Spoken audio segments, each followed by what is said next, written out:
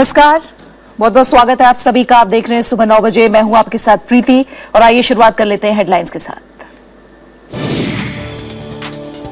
दिल्ली में आज शाम थमेगा चुनाव प्रचार। आखिरी दिन राहुल गांधी का रोड शो, बीजेपी अध्यक्ष अमित शाह की रैली।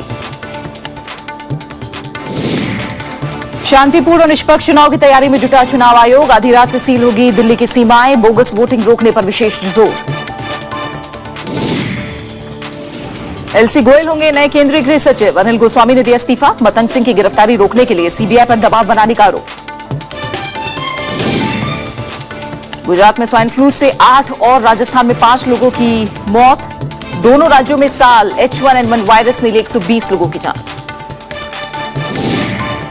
पाकिस्तान की जम्मू से सटी सीमा चौकियों पर गोलीबारी। बीएसएफ ने दिया मुंहतोड़ जवाब। चौकियों में चल रहे निर्माण कार्य में रुकावट।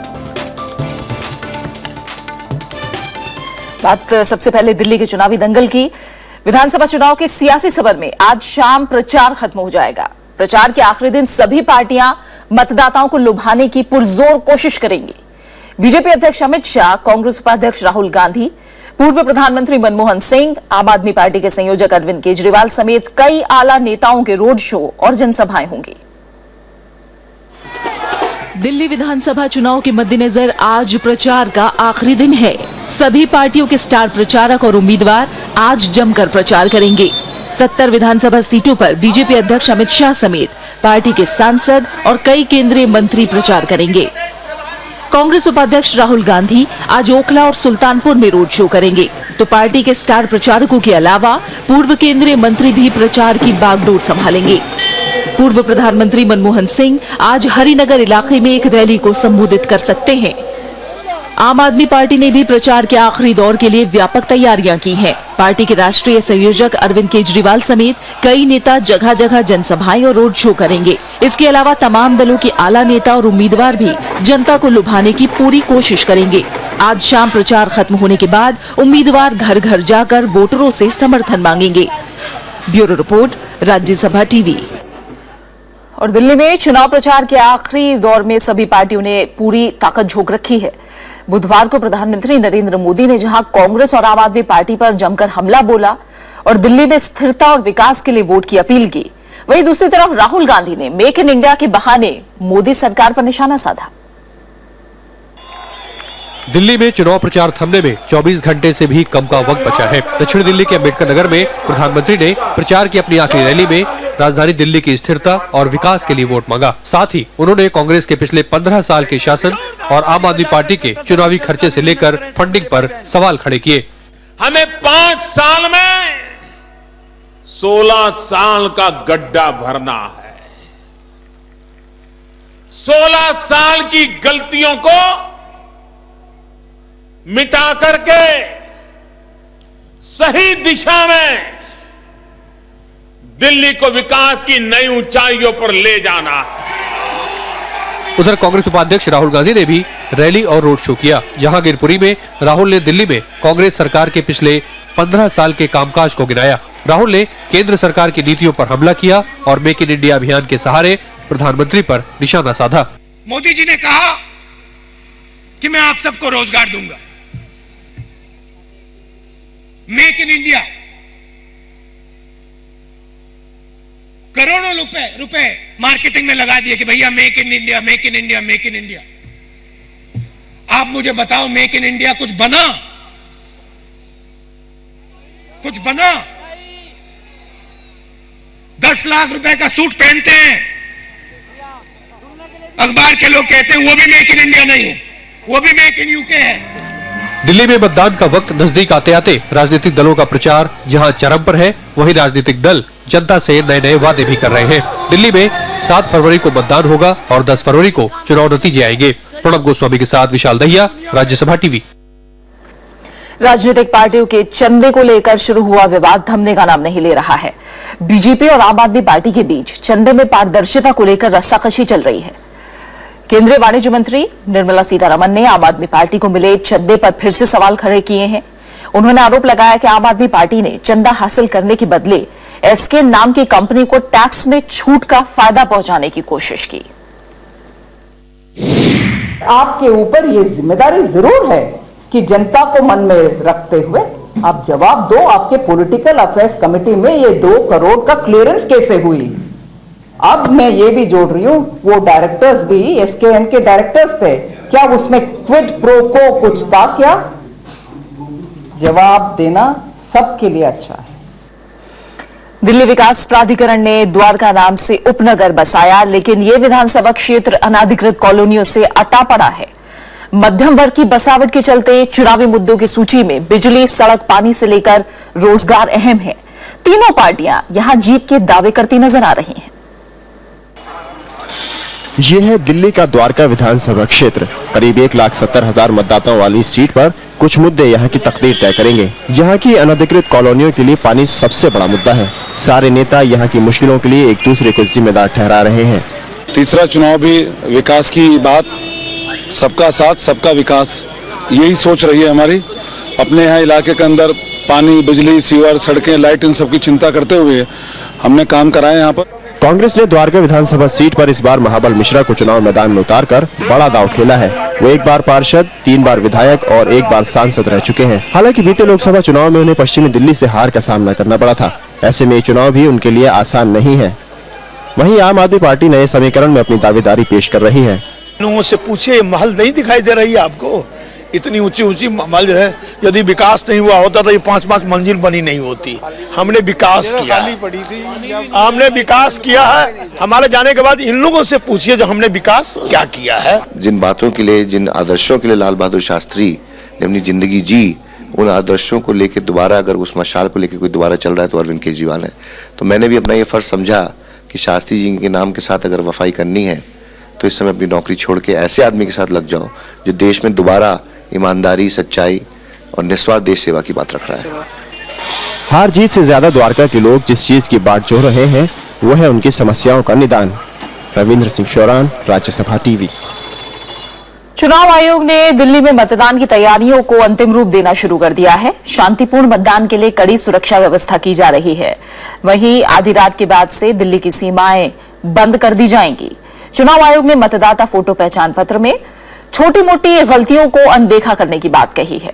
इस बीच दिल्ली हाईकोर्ट में फर्जी मतदान को रोकने के लिए आम आदमी पार्टी की याचिका पर सुनवाई के दौरान चुनाव आयोग ने बोगस वोटिंग को रोकने के लिए किए गए इंतजामों का ब्यौरा दिया।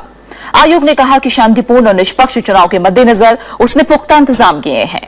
चुनाव आयोग ने शनिवार शाम तक सभी तरह के चुनाव पूर्व सर्वेक्षणों और ओपिनियन पोल पर रोक लगा दी है। दिल्ली की 70 विधानसभा सीटों पर 7 फरवरी को सुबह 8 बजे से शाम 6 बजे तक वोटिंग होगी, जबकि 10 फरवरी को नतीजे आएंगे। चुनाव आयोग ने दिल्ली विधानसभा चुनाव के दौरान ईवीएम मशीनों में गड़बड़ी की आशंका को खारिज कर दिया है। आम आदमी पार्टी के संयोजक अरविंद केजरीवाल ने चुनाव आयोग से मिलकर इस बारे में आशंका जाहिर की थी। उधर कांग्रेस ने भी चुनाव के दौरान बाहरी लोगों की तरफ से गड़बड़ी फैलाने से जुड़ी शिकायत चुनाव आयोग में की है। आम आदमी पार्टी को दिल्ली चुनाव में ईवीएम मशीनों में गड़बड़ी की आशंका सता रही है। यही वजह है कि लगातार दूसरी बार इसी मुद्दे पर केजरीवाल चुनाव आयोग पहुंचे। हालांकि चुनाव आयोग ने साफ किया कि ईवीएम मशीनों में गड़बड़ी संभव नहीं है।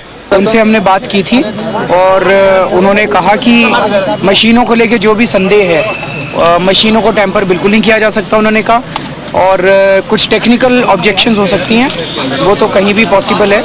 कुछ फिजिकल डैमेज हो सकते हैं मशीनों को, और ऐसी मशीनों को चेंज किया जा रहा है। चुनाव आयोग ने आम आदमी पार्टी की उस अपील को भी खारिज कर दिया जिसमें केजरीवाल ने ईवीएम मशीनों के बारे में जागरूकता वाले पोस्टर पोलिंग बूथों पर लगाने की अनुमति मांगी थी।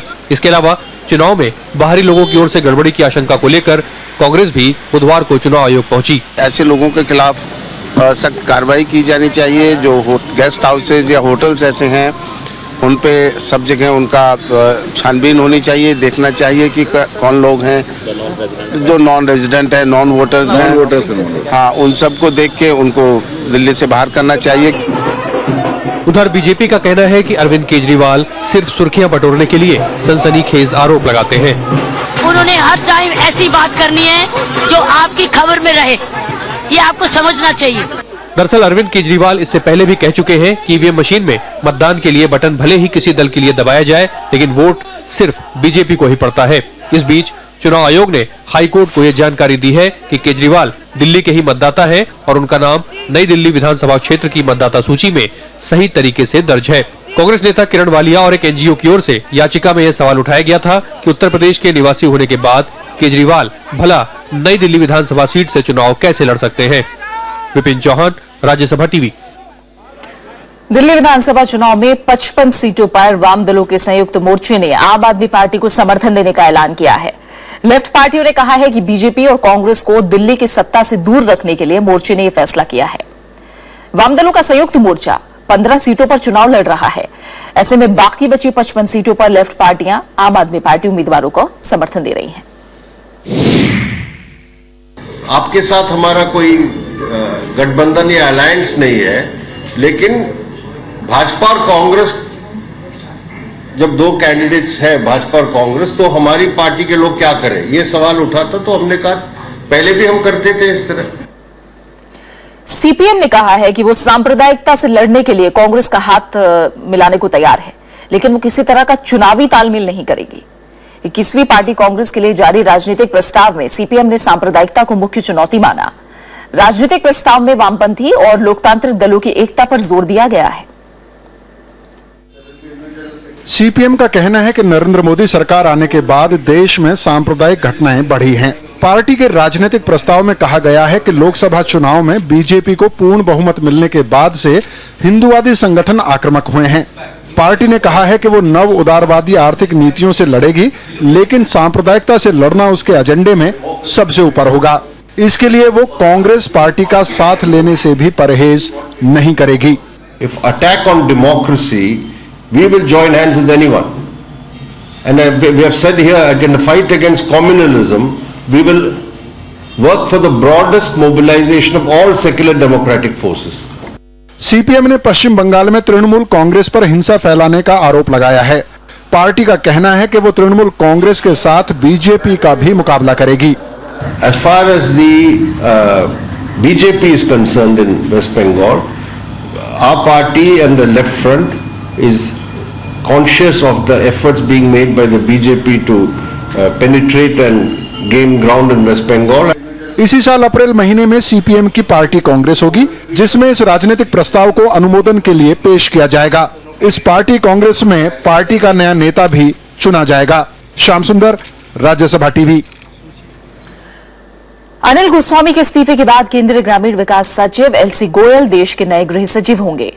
मंत्रिमंडल की नियुक्ति समिति ने केरल कैडर के 1979 बैच के आईएएस अधिकारी गोयल की नियुक्ति को मंजूरी दे दी। शारदा घोटाले में आरोपी पूर्व केंद्रीय मंत्री मतंग सिंह की मदद करने के आरोप से घिरे गृह सचिव अनिल गोस्वामी को अपने पद से इस्तीफा देना पड़ा। सूत्रों के मुताबिक उन्हें पद से हटाने के बजाय इस्तीफा देने का मौका दिया गया। इससे पहले केंद्रीय गृह मंत्री राजनाथ सिंह ने सीबीआई निदेशक और अनिल गोस्वामी को तलब करके पूरे मामले की जानकारी ली और प्रधानमंत्री को इस बात की जानकारी दी।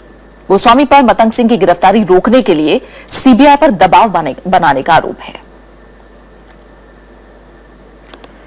देश के कई राज्यों में फैला स्वाइन फ्लू का कहर दिनों दिन बढ़ता जा रहा है।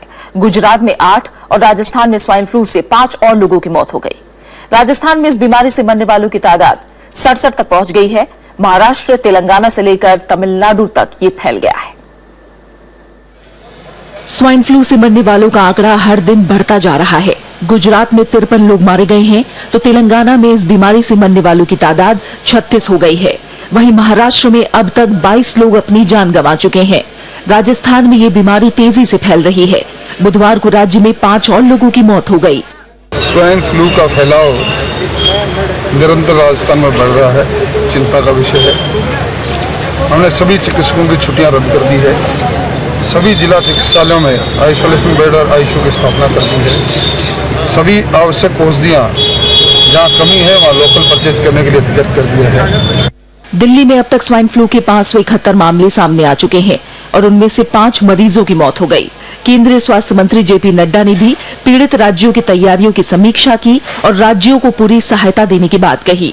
इस बीच भारतीय चिकित्सा संघ ने एक बयान में कहा कि अगर किसी व्यक्ति को 103 डिग्री फ़ारेनहाइट का बुखार है, उसकी मांसपेशियों में दर्द है और उसे खांसी है, तो उसे तब तक स्वाइन फ्लू ही माना जाएगा जब तक किसी अन्य बीमारी की पुष्टि नहीं हो जाती। Bureau report, Rajya Sabha TV. Pakistani फौज ने संघर्ष विराम का फिर उल्लंघन किया। पाकिस्तानी रेंजर्स ने जम्मू जिले की सीमा चौकियों को निशाना बनाया। बुधवार दोपहर बाद खोड़ा पिंड और सावा सेक्टर स्थित चौकियों पर सीमा पार से गोलीबारी की गई। खुफिया एजेंसियों के मुताबिक गोलीबारी का मकसद चौकियों के आगे जेसीबी की मदद किए जा रहे काम में बाधा पहुंचाना था। फिलहाल काम को रोक दिया गया है और अब तक किसी तरह के जानमाल के नुकसान की खबर नहीं है। फरवरी में पाकिस्तान की तरफ से गोलीबारी की पहली घटना है। पिछले महीने पाकिस्तान की तरफ से की गई फायरिंग में 4 लोगों की मौत हो गई थी और सीमावर्ती इलाकों में करीब 10,000 लोगों को पलायन करना पड़ा था। हिमालय और शिवालय की वादियां पिछले 3 दिन से बर्फबारी की चपेट में हैं। जम्मू कश्मीर, हिमाचल प्रदेश और उत्तराखंड में बर्फबारी के चलते कई सड़कों पर आवागमन रुक गया है। हाईवे के अलावा हिमाचल प्रदेश के करीब 34 रास्तों पर आवाजाही बाधित है, जिससे सैलानियों को तकलीफों का सामना करना पड़ रहा है। चंबा, कुल्लू, लाहौल स्पीति समेत कई क्षेत्रों की सड़कें जाम हो चुकी हैं। इन इलाकों में बिजली पानी की सप्लाई पर भी बुरा असर पड़ा है।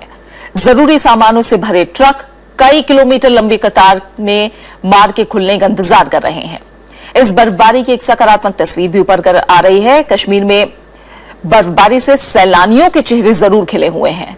बर्फ से धसी सड़कों को जेसीबी मशीनों की मदद से साफ किया जा रहा है और इस काम में अब सेना की भी मदद ली जा रही है। मौसम विभाग ने 7 फरवरी तक मौसम में सुधार की संभावना जताई है। और अब बने रहिए हमारे साथ, लौट रहे हैं एक छोटे से ब्रेक के बाद।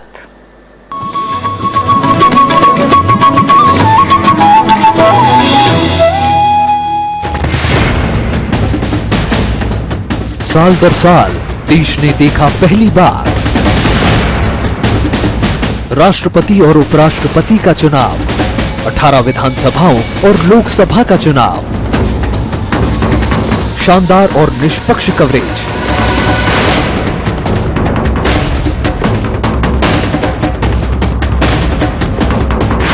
सिर्फ राज्यसभा टीवी पर।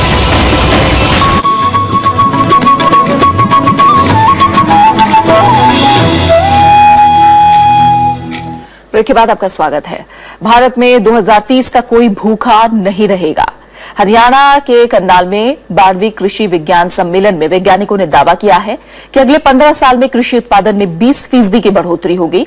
इससे भूख और कुपोषण की मौजूदा चुनौतियों से निपटा जा सकता है। करनाल में चल रहे 12वें कृषि विज्ञान सम्मेलन में बुधवार को विश्व बैंक के कृषि मामलों के वरिष्ठ निदेशक डॉक्टर यूएर्गन ने ग्लोबल फूड विजन 2030 के लक्ष्य पर जोर दिया। उन्होंने कहा कि अगले 15 साल के दौरान कृषि उत्पादन में 20% की बढ़त का अनुमान है। कृषि उत्पादन में होने वाली इस बढ़ोतरी से भूख और कुपोषण की मौजूदा चुनौतियों से निपटा जा सकता है। The question is it done in the right way? Can it be done differently to get more of what we've just discussed? To get more money to the actual poor, to get more money into truly sustainable production systems. वहीं भारतीय कृषि वैज्ञानिकों ने किसानों को बेहतर प्रशिक्षण देकर कृषि उत्पादन में सुधार पर जोर दिया। We have to improve their knowledge, we have to provide them right knowledge, and we have to ensure that they are able to move towards diversification in agriculture. इसके अलावा कई दूसरे विशेषज्ञों ने छोटे स्तर पर खेती कर रहे भारतीय किसानों की उपेक्षा पर चिंता जताई। विशेषज्ञों ने भारत में खाद्य सुरक्षा का लक्ष्य हासिल करने के लिए ऐसे किसानों की मदद पर जोर दिया। अरुणा ठाकुर के साथ अरविंद कुमार सिंह, राज्यसभा टीवी, करनाल। अमेरिका ने कहा है कि भारत के साथ असैन्य परमाणु करार को लागू करने के लिए अभी कुछ और कदम उठाए जाने की जरूरत है। इसके लिए जल्द ही एक बैठक की जाएगी। व्हाइट हाउस की राष्ट्रीय सुरक्षा परिषद के दक्षिण एशिया मामलों के वरिष्ठ निदेशक फिल रेनर ने यह बात कही। रेनर ने कहा कि पिछले महीने दिल्ली में राष्ट्रपति बराक ओबामा और प्रधानमंत्री नरेंद्र मोदी के बीच हुई बैठक के दौरान दोनों देश द्विपक्षीय संबंध का खाका बनाने पर सहमत हुए। इसका मकसद आने वाले दिनों में इस रणनीतिक विचार पर ठोस नजरिया अपनाना है।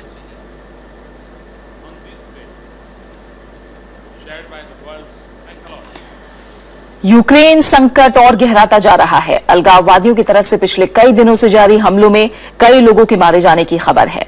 कल पूर्वी यूक्रेन के दोनेत्स्क में हुए हमलों में कम से कम 6 लोगों की मौत हो गई और 28 लोग बुरी तरह से जख्मी हुए हैं। अमेरिकी विदेश मंत्री जॉन केरी आज कीव में यूक्रेन के राष्ट्रपति से मुलाकात कर सकते हैं। अमेरिका ने यूक्रेन मामले पर रूस पर दबाव बनाने की बात कही है। यूक्रेन में अलगाववादियों और सुरक्षा बलों के बीच लड़ाई जारी है। डोनेट्स्क के आसपास के रिहायशी इलाकों में ताजा हमलों में 3 और लोगों की जानें चली गईं। हमलों को लेकर लोगों में दहशत है। Немецкий кричу на жизнь, сами не ползали туда в огороды. Ползком боялись даже поднять. Потом через несколько секунд еще один взрыв. Я, честно говоря, думала, машина просто подъехала за взрывчаткой, взорвалась. हमलों को देखते हुए पूर्वी यूक्रेन से लोगों का पलायन लगातार जारी है। इस बीच अमेरिका ने रूस पर राजनीतिक और आर्थिक दबाव बनाए रखने की बात कही है। ताजा हालात पर बात करने के लिए अमेरिका के विदेश मंत्री जॉन केरी कीव पहुंच रहे हैं, जहां वो यूक्रेन के नेताओं से मुलाकात करेंगे। The economic and political pressure on Russia has to remain the main center of gravity of our effort at pushing back. Ukraine मुद्दे को लेकर रूस के ऊपर अमेरिका और यूरोपीय यूनियन के आर्थिक प्रतिबंधों के चलते विश्व अर्थव्यवस्था पर भी बुरा असर पड़ा है। Bureau report, Rajya Sabha TV. वहीं जॉर्डन के पायलट की बर्बर हत्या की घटना की दुनिया भर में निंदा हो रही है। अरब लीग समेत कई देशों ने आईएस के खिलाफ कार्रवाई तेज करने की बात कही है। आईएस के जॉर्डन के पायलट मोइज अल कसासबे की हत्या के बाद जॉर्डन के शाह अब्दुल्ला ने अमेरिका दौरा बीच में छोड़ दिया और वापस आ गए हैं। उन्होंने सैन्य और आला अधिकारियों के साथ बैठक भी की। जॉर्डन ने कहा है कि आईएस के खिलाफ अंतर्राष्ट्रीय गठबंधन में अपनी भूमिका बढ़ाएगा। We believe extremism and terrorism is a threat to regional peace and security, is a threat to the Jordanian national security, and that's why our effort and our determination continues to be the same.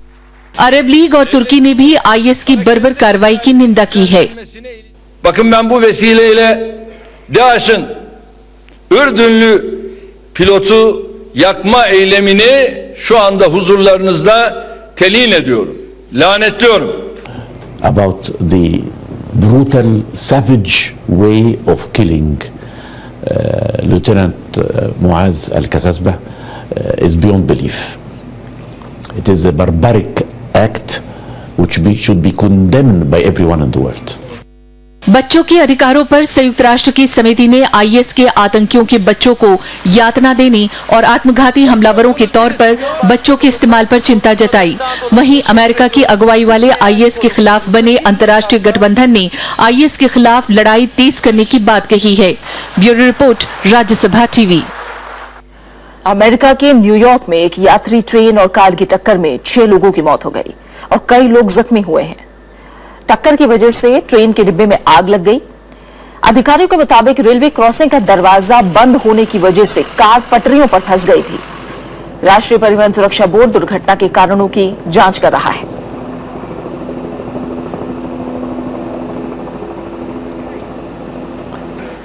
Taiwan की राजधानी Taipei में कल हुई हवाई दुर्घटना में मरने वालों की संख्या बढ़कर 31 हो गई है।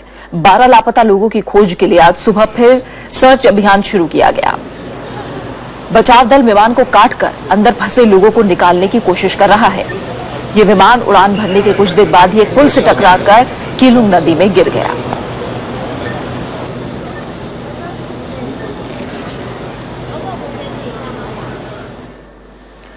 केरल के तिरुवनंतपुरम में चल रहे 35वें राष्ट्रीय खेलों में 21 स्वर्ण और 8 रजत पदकों के साथ हरियाणा पहले स्थान पर पहुंच गया है। सेना भी 21 स्वर्ण और 5 रजत पदकों के साथ दूसरे स्थान पर बनी हुई है। वहीं महाराष्ट्र तीसरे स्थान पर बरकरार है। बुधवार को ओलंपिक पदक विजेता निशानेबाज विजय कुमार ने 2 और पदक जीते।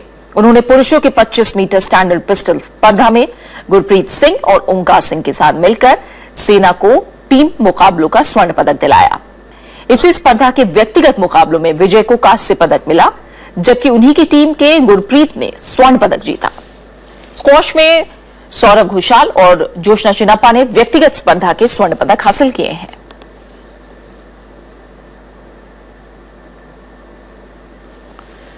गुजरात के कच्छ में रण महोत्सव अपने चरम पर है। कच्छ दौरे पर पहुंचे उपराष्ट्रपति मोहम्मद हामिद अंसारी ने यहां की पारंपरिक कलाओं के व्यापक प्रसार पर जोर दिया।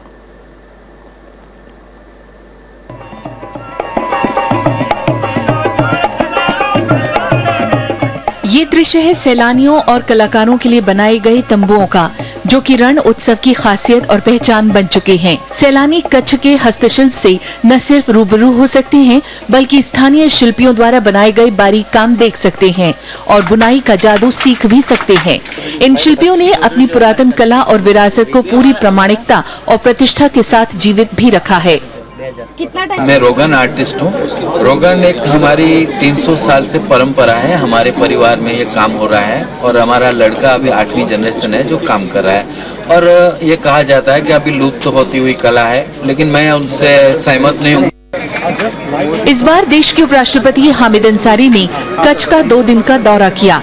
अपने दौरे के दौरान वो भुज की मशहूर संस्था सृजन भी गए। हाथों से की गई कढ़ाई को देखकर उपराष्ट्रपति ने कहा कि ये वाकई बेजोड़ है और इन कलाओं का व्यापक प्रसार जरूरी है। बात हमारी समझ में आई है वो ये है कि यहाँ पे लोकल क्राफ्ट इतना है कि उसकी कोई गिनती नहीं। और सबसे बड़ी चीज़ ये है कि वो क्राफ्ट हर पीढ़ी में वो आगे बढ़ाया जा रहा है। 2 महीने तक चलने वाला रण उत्सव दुनिया के सामने जिले की प्राकृतिक और सांस्कृतिक धरोहर को पेश करता है। यहाँ शिल्प कौशल, ब्लॉक प्रिंटिंग, मिट्टी के बर्तन, लकड़ी की नक्काशी, धातु शिल्प और अन्य हस्तशिल्प दुनिया भर में मशहूर हैं। कच्छ से ममता सिद्धार्थ, राज्यसभा टीवी। और इसी के साथ फिलहाल इस बुलेटिन में इतना ही। जाते जाते एक नजर हेडलाइंस पर। दिल्ली में आज शाम थमेगा चुनाव प्रचार। आखिरी दिन राहुल गांधी का रोड शो, बीजेपी अध्यक्ष अमित शाह की रैली। शांतिपूर्ण और निष्पक्ष चुनाव की तैयारी में जुटा चुनाव आयोग। आधी रात से सील होंगी दिल्ली की सीमाएं, बोगस वोटिंग रोकने पर विशेष जोर। एचसी गोयल होंगे नए केंद्रीय गृह सचिव। अनिल गोस्वामी ने दिया इस्तीफा। मतंग सिंह की गिरफ्तारी रोकने के लिए सीबीआई पर दबाव बनाने का आरोप। गुजरात में स्वाइन फ्लू से 8 और राजस्थान में 5 लोगों की मौत। दोनों राज्यों में इस साल H1N1 वायरस ने ली 120 लोगों की जान। और पाकिस्तान की जम्मू से सटी सीमा चौकियों पर गोलीबारी। बीएसएफ ने दिया मुंहतोड़ जवाब। चौकियों में चल रहे निर्माण कार्य में रुकावट।